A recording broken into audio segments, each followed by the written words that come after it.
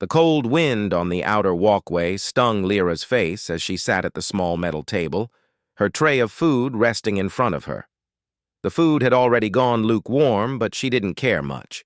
She was used to it by now. The outer walkway, wrapped around the edge of the trade station, overlooking the black expanse of space.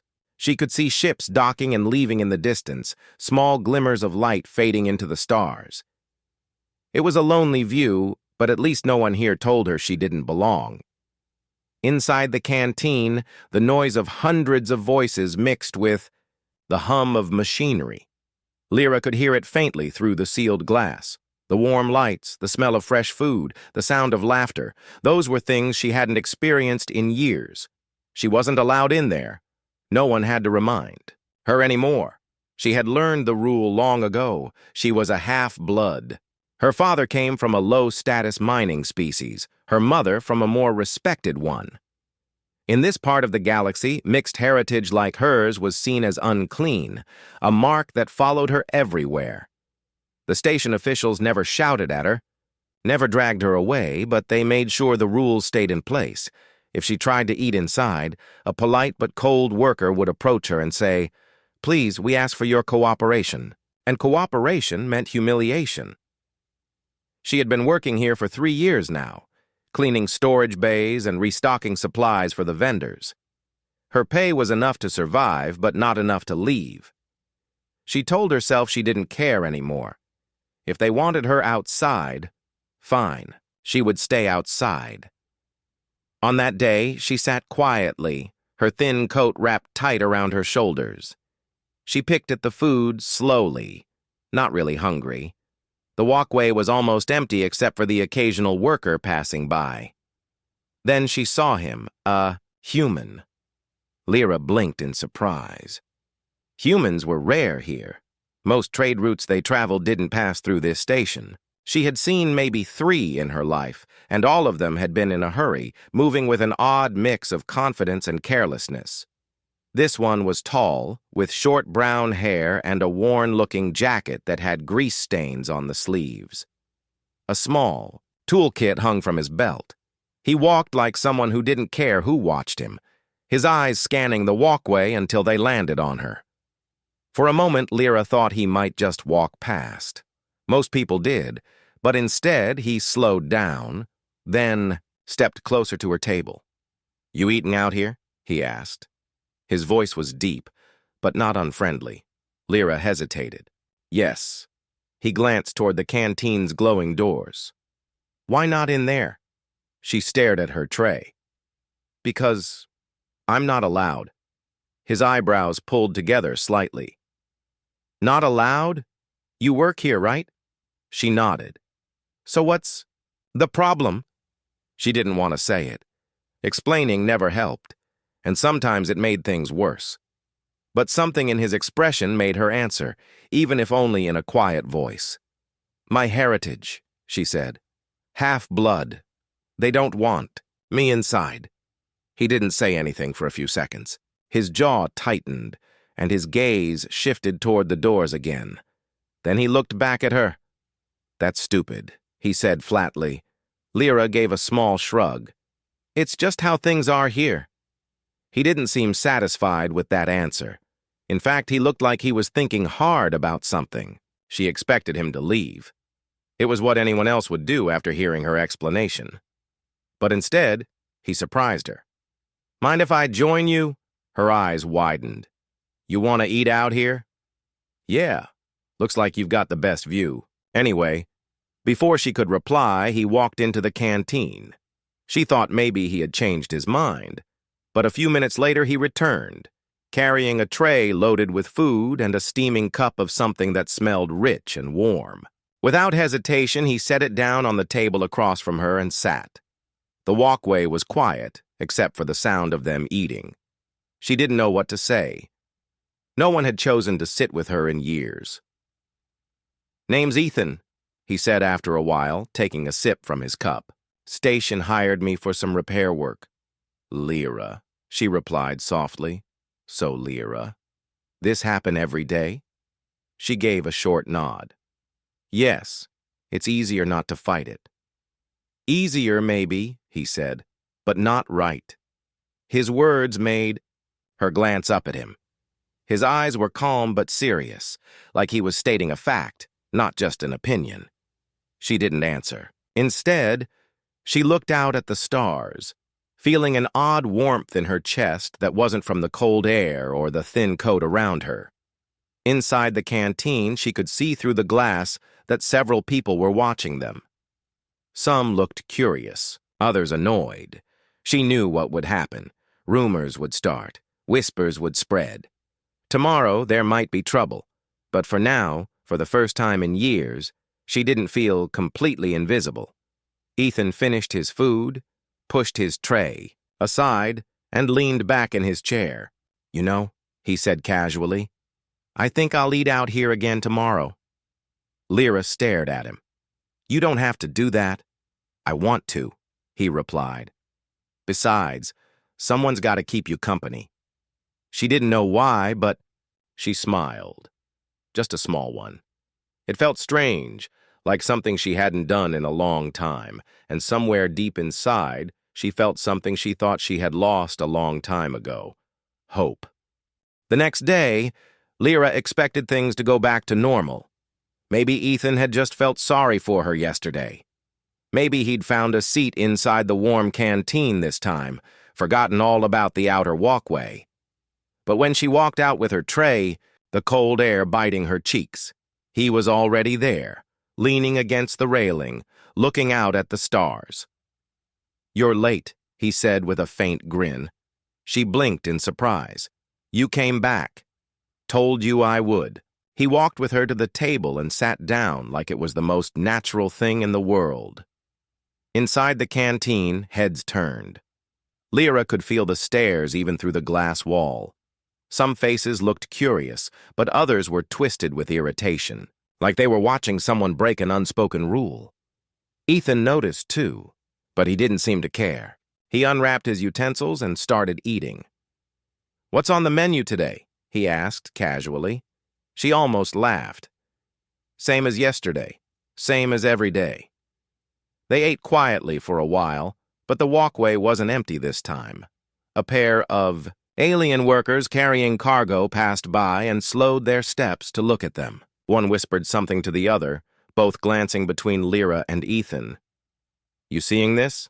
one muttered, not quietly enough. "Yeah."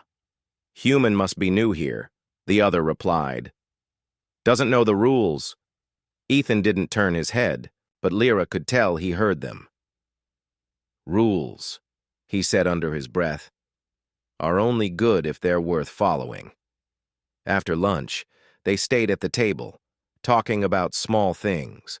Station repairs, strange ships he'd seen, even stories. About Earth's oceans. Lyra had never been near a sea, so she listened closely, imagining the endless water and crashing waves he described.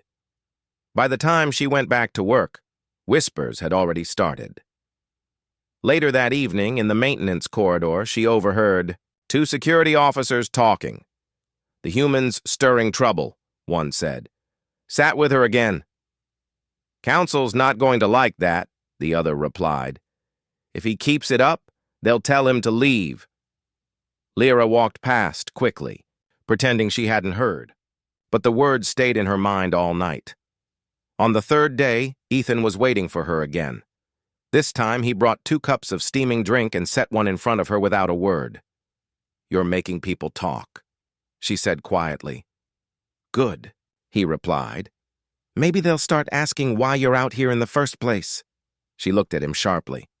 "They already know why, and they agree with it." "Not everyone," he said. "Some just go along with it because it's easier. But if you give them a reason to think differently..." He shrugged. "Well, change has to start somewhere." She wanted to tell him he was wasting his time, but a small part of her didn't want to say it. A small part of her wanted to believe he could be right. Inside the canteen, the tension was building. At one table, a group of well-dressed aliens watched the 2 of them on the walkway with open disdain. "It's disgusting," one of them said. "First she sits there, now a human joins her. This place is losing standards." Another nodded. I'll be filing a complaint. Humans have no right to challenge our customs. The canteen manager, an older alien who had worked there for decades, tried to stay out of it. But the complaints were piling up. Every day, more customers came to him with sharp words about the human who doesn't respect tradition. On the fourth day, the situation escalated. Lyra and Ethan were halfway through their meal when a guard walked out to them. His uniform was crisp, his voice controlled, but there was an edge to it. "Human," he said. "Station regulations require you to eat inside. This seating area is for lower status personnel only." "Then I guess I'm lower status today," Ethan replied without looking up. The guard's brow furrowed. "I'm asking you to comply." "And I'm saying no," Ethan said, calmly placing his fork down. "I'll eat where I want, with who I want, unless you plan on making this a bigger scene than it already is." Lyra's heart pounded. She could see several people inside the canteen had turned to watch. Some were whispering, others just stared. The guard's jaw tightened, but he didn't move to force Ethan. Instead, he gave a sharp shake of his head and walked back inside. "You shouldn't have done that," Lyra whispered when the guard was gone.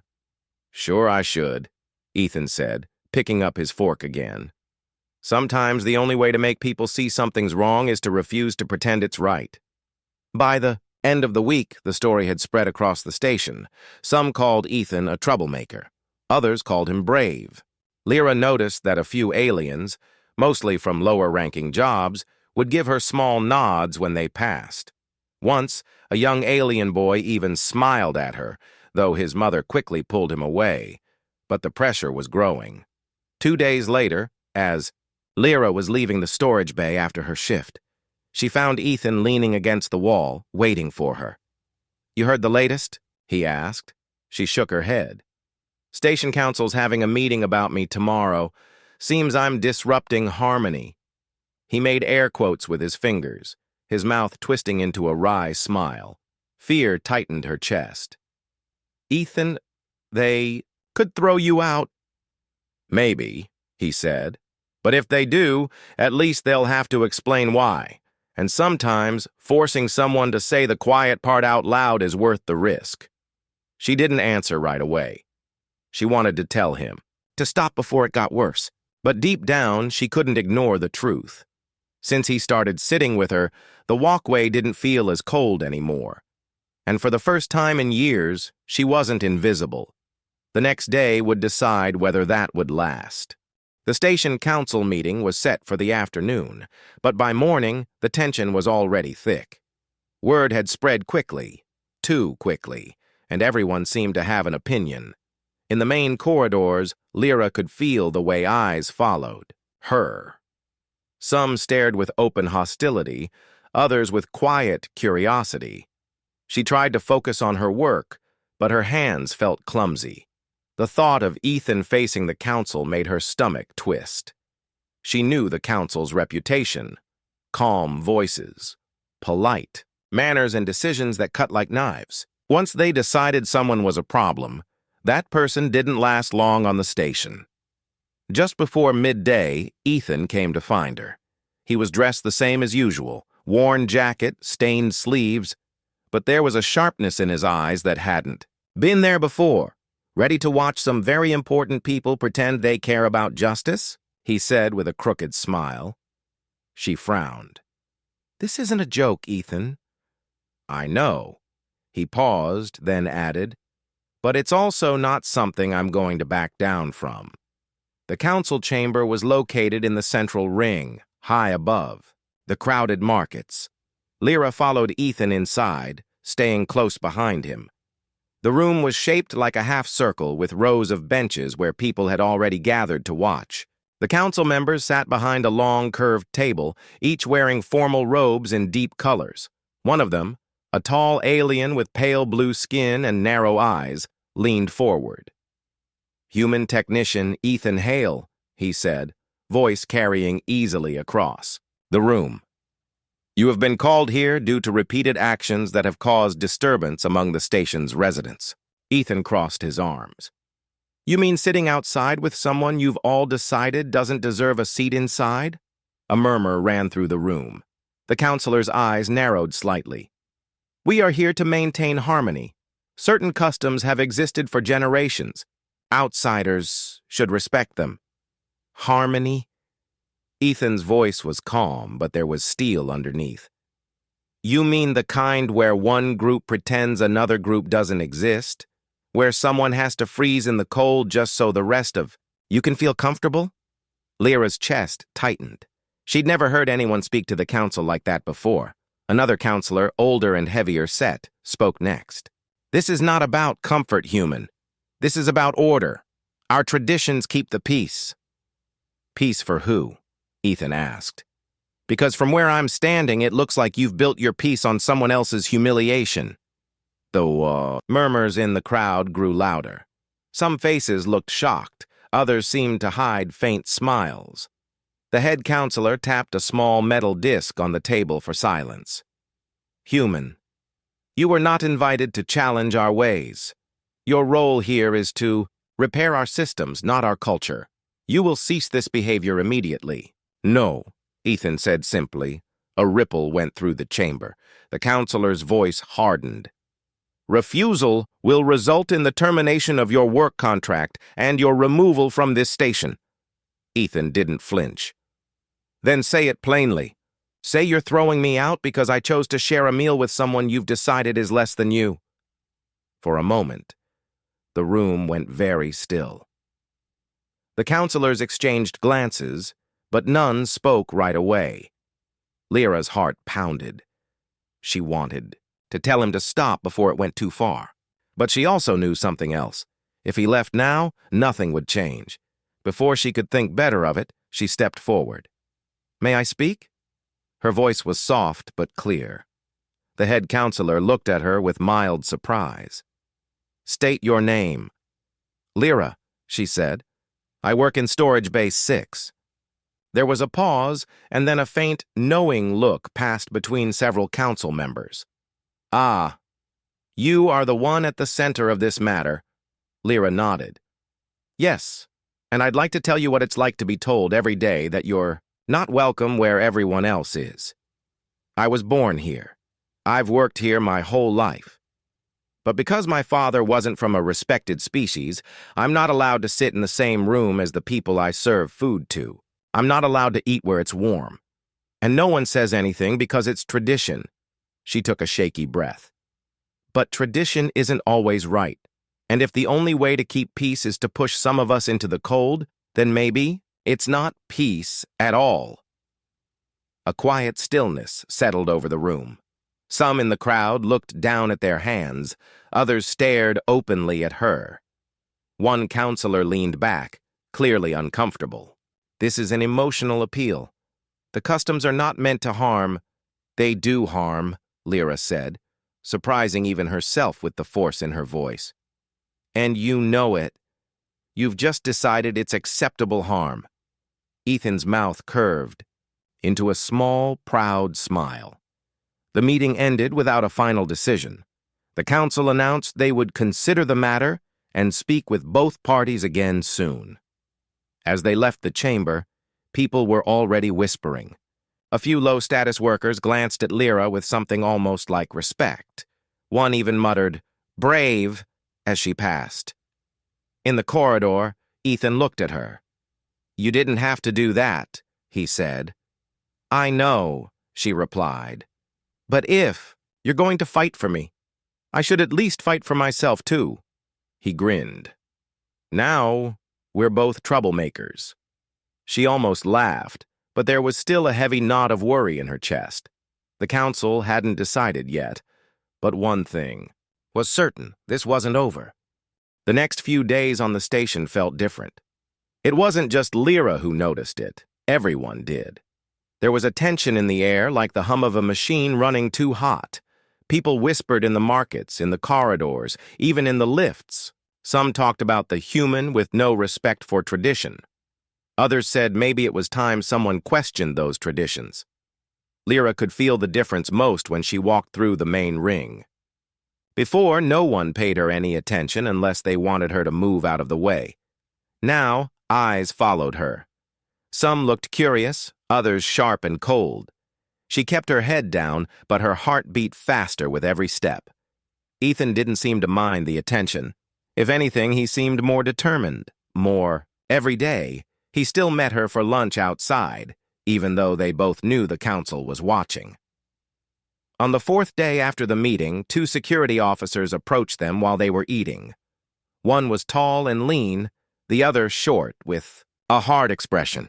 "Ethan Hale," the tall one said. "The council requests your presence immediately." "And by requests, you mean orders," Ethan replied. The short officer didn't smile. "It would be wise to cooperate." Ethan looked at Lyra. "Don't worry, I'll be back." The meeting was private this time. No audience, no crowd. Just the council members sitting in their high-backed chairs, and Ethan standing in the center. The head counselor spoke first. "We have considered the matter, and while we acknowledge your passion, you must understand that the traditions of this station are not for outsiders to change." "You're right," Ethan said calmly. "You don't have to change them. You can keep them exactly as they are. Just know that every time someone sees what you're doing, they'll start to wonder why you're so afraid of letting everyone sit at the same table." The counselor's voice grew colder. "If you continue to cause unrest, we will terminate your contract and have you escorted to the next outbound transport." "Do what you need to," Ethan replied, "but I'm not going to pretend this is right just so you feel comfortable." Later that day, Lyra was in the storage bay when she saw Ethan walk in. "What happened?" she asked quickly. "They tried to scare me," he said. "Didn't work." She wanted to tell him to be careful, but the words wouldn't come out. Instead, she just nodded. By the end of the week, the unrest had spread further than the council expected.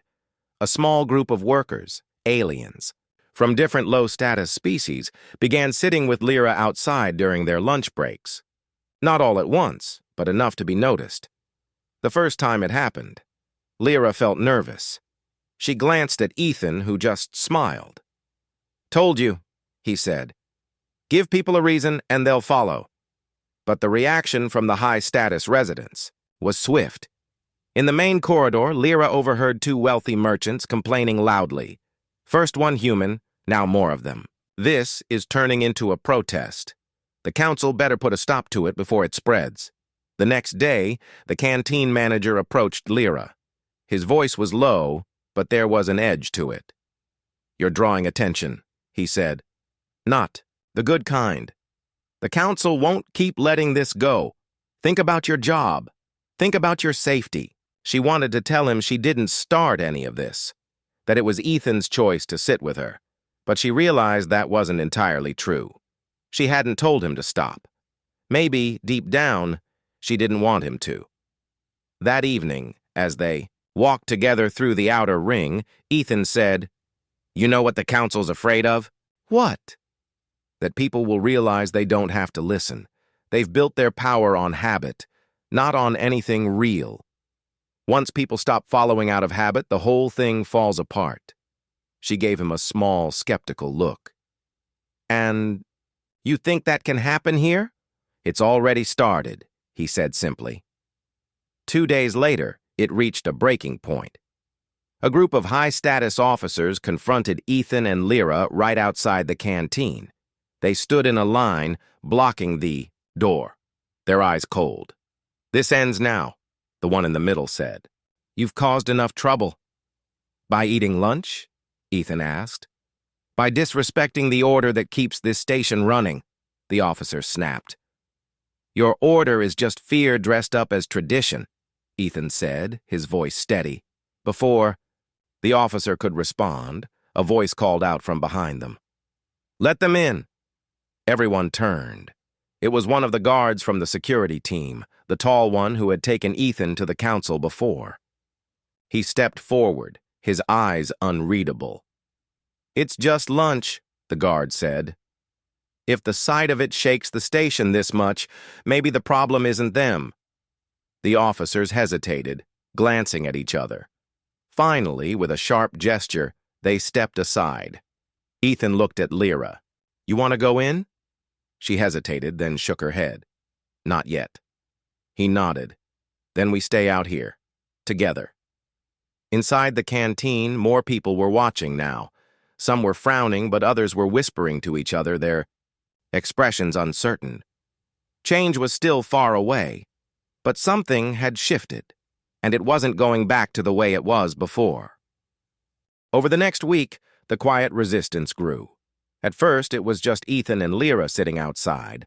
Then a few low-status workers began joining them during their breaks. By the end of the week, there were sometimes 5 or 6 people at the walkway. Tables. They came from different species, different jobs, but they all had one thing in common. Each had been told in some way that they were less.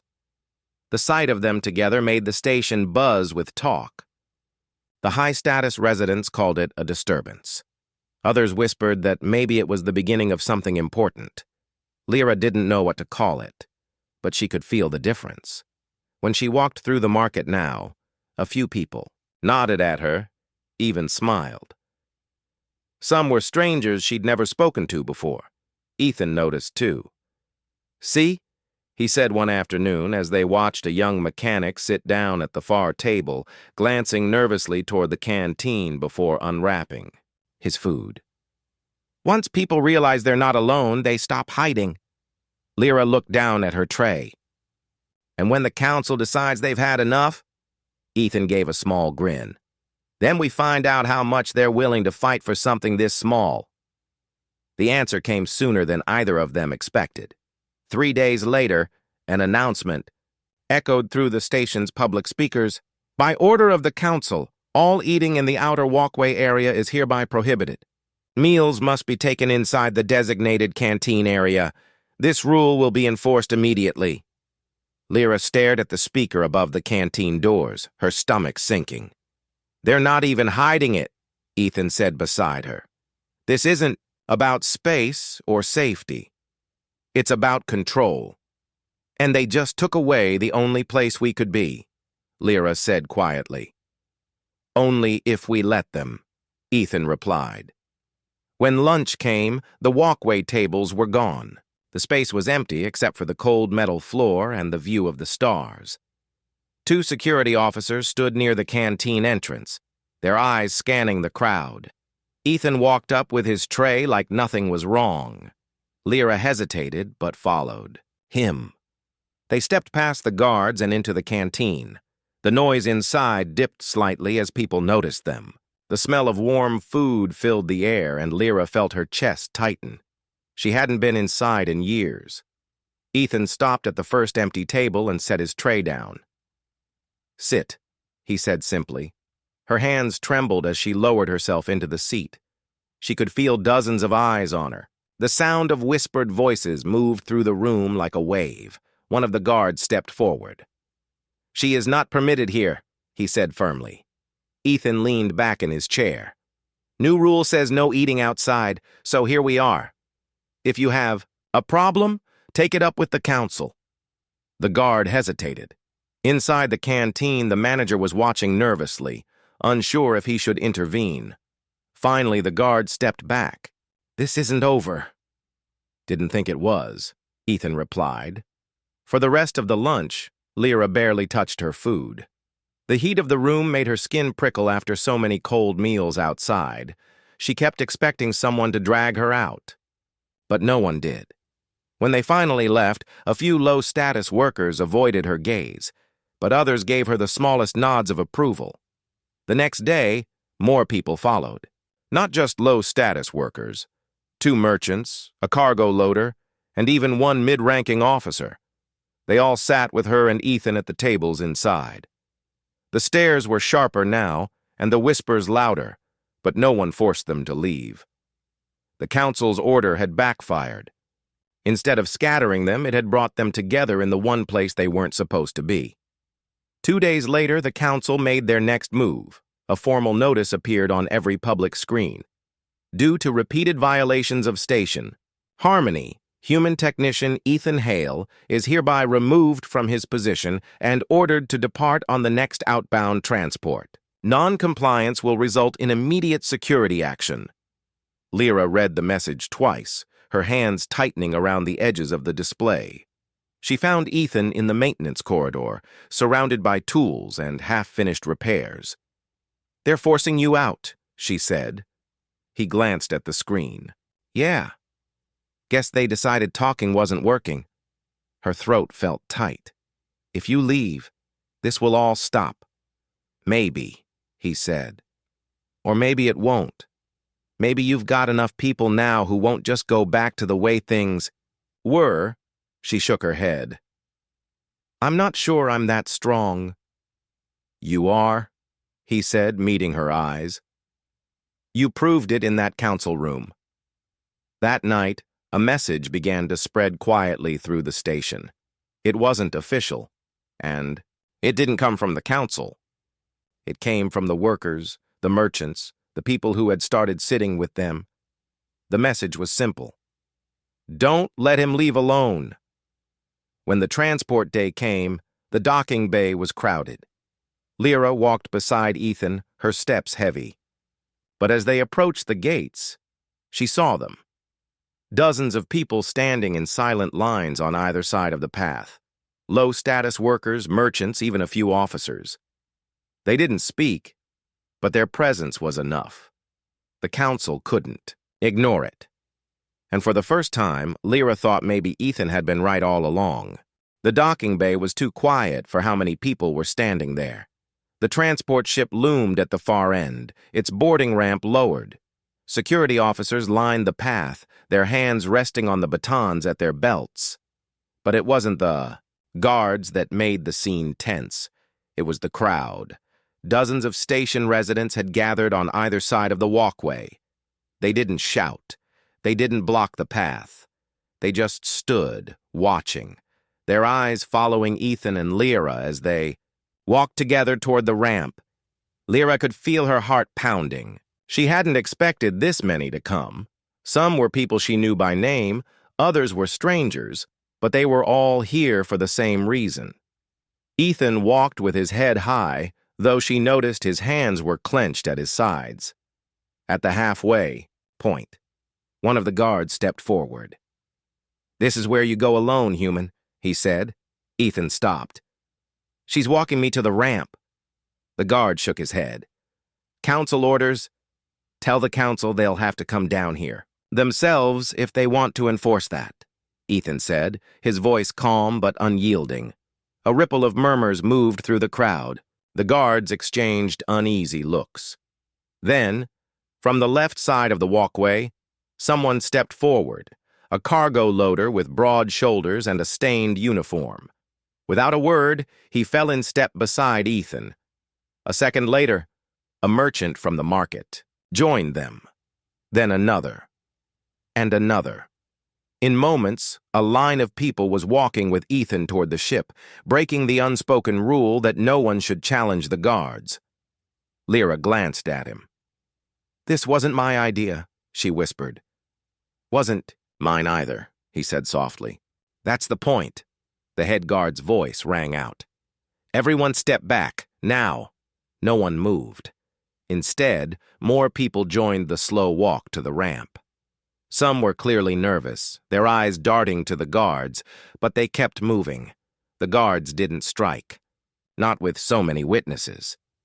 At the base of the ramp, the captain of the transport ship stood waiting. She looked between the crowd and Ethan, clearly unsure how to proceed. "You're supposed to be alone," she said. "Guess that's not happening," Ethan replied. The captain sighed. "This isn't my fight." She stepped aside. But before Ethan could move forward, a new voice cut through the air. "Stop!" The crowd shifted as several robed figures approached. The council members. Their faces were tight, their steps brisk. The head counselor's gaze swept over the gathered residents, lingering on Lyra for a moment before focusing on Ethan. "You are defying a direct order from this council," the head counselor said. Ethan didn't answer immediately. Instead, he turned and looked at the crowd. "You want me gone?" he called out. There was silence. "Because that's what this is really about," Ethan went on. Not rules, not harmony. Just making sure no one sits at a table you think they don't deserve. So if you want me gone, say it. Say it in front of everyone here. The head counselor's eyes narrowed. You are twisting this into something it is not. Am I? Ethan asked. Then tell them the real reason. The tension was like a held breath. It was Lyra who broke it. She stepped forward, her voice steady. They're afraid, she said, looking not at the council but at the crowd. Afraid of what happens when we stop following their rules without asking why. Afraid of what happens when we see each other as equals instead of ranks and bloodlines. The words seemed to catch fire in the air. Murmurs spread through the people, some nodding, others looking uneasy. The counselor turned to the guards. Remove the human. The guards stepped forward, but before they could reach Ethan, the cargo loader from earlier moved to stand in front of him. The merchant followed. Within seconds, a barrier of bodies stood between Ethan and the guards. It was no longer quiet. Voices rose, people shouting for the council to back down. The sound echoed off the metal walls, filling the docking bay with something alive and unstoppable. The head counselor's voice was sharp. You are disrupting the station's order. Maybe it's time for a new order, someone shouted back from the crowd. The counselor's face darkened. She exchanged a brief tense look with the other members, then spoke again. Her voice clipped. The human may remain, temporarily, but this matter will be addressed in full council review. The words weren't a victory, but they weren't a defeat either. The guards stepped back. The tension began to ease, though the air still hummed with energy. Ethan glanced at Lyra, his mouth curving into the faintest smile. Looks like I'm not leaving just yet, he said. You didn't do this alone, she replied. Exactly, he said. As the crowd slowly began to disperse, people paused to nod at them, to clap Ethan on the shoulder, to give Lyra a look that carried quiet respect. The council had retreated for now, but the lines had been drawn, and Lyra knew the next move could change everything. The council didn't act right away. For 3 days, the station seemed caught between two worlds, one where the old rules still held power, and another where they were starting to break apart. Lyra felt the change most at mealtimes. No one told her to leave the canteen anymore, but the stares hadn't stopped. Some were full of anger, others full of curiosity. A few were even warm, though no one dared speak too loudly in support. Ethan stayed close. He didn't talk about the confrontation in the docking bay, but she could tell he was watching for the next move. It came on the morning of the 4th day. A station-wide announcement rang out. Public council session scheduled for midday in the Central Chamber. Topic: Regulation of communal spaces and station harmony. Lyra knew what it meant. The council wasn't just going to deal with Ethan, they were going to make a ruling on everything. When she told Ethan, he gave a short nod. Good. If they want to decide in front of everyone, then everyone should hear the truth. By the time they arrived at the central chamber, the room was packed. The benches were full, and people stood along the walls, spilling into the corridor. Outside, the counselors sat at their curved table, robes neat and expressions sharp. The head counselor began. We are here to address recent disruptions to station order, particularly in the canteen and public areas. This unrest has been fueled by defiance of established customs. A murmur moved through the room. Ethan stood near the center, waiting. The counselor's gaze fixed on him. Human, you have had ample opportunity to comply with our ways, yet you have chosen to ignore them. Because they're wrong, Ethan said. His voice carried clearly, even without shouting. You've built a rule that says some people deserve warmth and others deserve cold, and you hide it behind the word tradition. The head counselor's expression tightened. Our traditions keep the peace. No, Ethan interrupted. Your traditions keep certain people silent. That's not peace. That's control. The murmurs grew louder, Before the counselor could respond, Lyra stepped forward. Her hands trembled, but her voice was steady. You call it harmony, but you've never felt what it's like to be on the other side of it. You've never been told you're unclean because of who your parents are. You've never had to eat in the cold, while others sit in the warmth. You've never been treated like your existence is a problem that needs to be hidden. She took a breath, scanning the crowd. And if that's the only way you can have order, then maybe your order isn't worth keeping. The counselors shifted uncomfortably. One of them spoke, trying to regain control. This is not about personal feelings. It is about preserving stability. From the benches, a voice called out, "What kind of stability?" Another voice joined in. "We work here. We live here. But we're treated like we don't belong." More voices rose, overlapping, until the chamber was filled with a mix of anger and determination.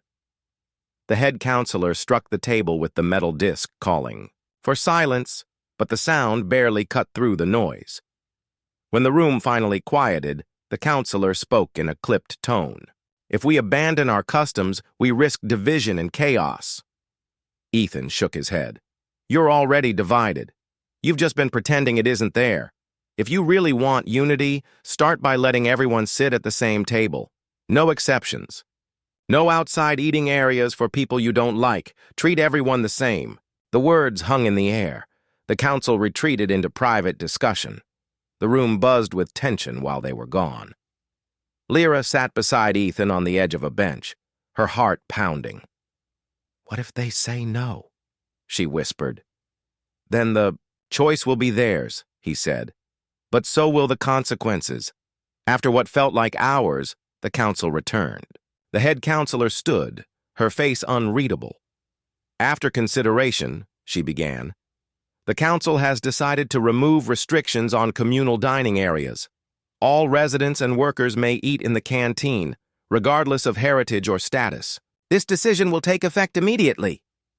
For a moment, there was silence, just the stunned quiet of people realizing what they'd heard. Then the room erupted. Cheers, applause, and relieved laughter filled the chamber. Lyra felt something in her chest loosen, something she'd carried for years without realizing how heavy it had become. The counselor tried to speak over the noise. "We expect all residents to act with respect and responsibility." But no, one was really listening. Ethan leaned toward Lyra with a small smile. "Looks like you've got a seat inside now." She laughed, the sound almost strange to her own ears after so long. "We both do." That evening, the canteen was more crowded than usual. Lyra sat at a table near the center, not by the door or in the shadows. Ethan sat across from her, sipping his drink. Around them, the seating was mixed in a way it had never been before. Species and ranks sharing tables, some awkwardly, some comfortably. It wasn't perfect. It wouldn't be for a long time. But it was a start. As Lyra looked around, she realized something important. This change hadn't come from the council's kindness. It had come from people refusing to look away, from someone willing to take the first step, and from others willing to follow. She glanced at Ethan. "You could have just ignored me that first day?" "Yeah," he said, "but then I'd still be eating alone." She smiled. "So would I." And somewhere in the back of the canteen, a quiet group of new arrivals watched them.